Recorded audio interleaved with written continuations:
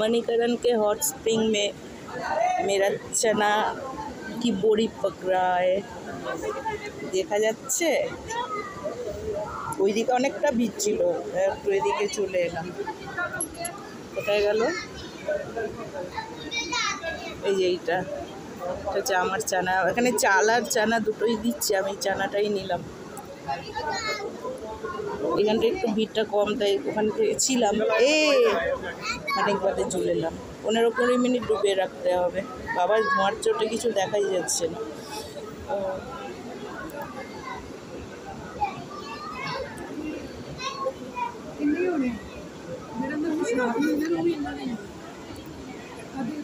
আবার জলটা যেহেতু ফুটছে, বয়েলিং ওয়াটার, আর ধারের দিকেও চলে যাচ্ছে। চানা গলানো সহজ কথা নয়, যতই হট স্প্রিং হোক।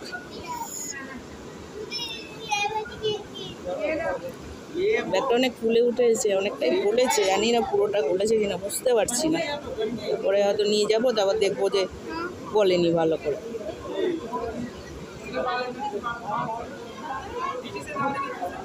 এই যেটা আমারটা, যাই হোক এভাবেই গলবে কোনো এক সময়।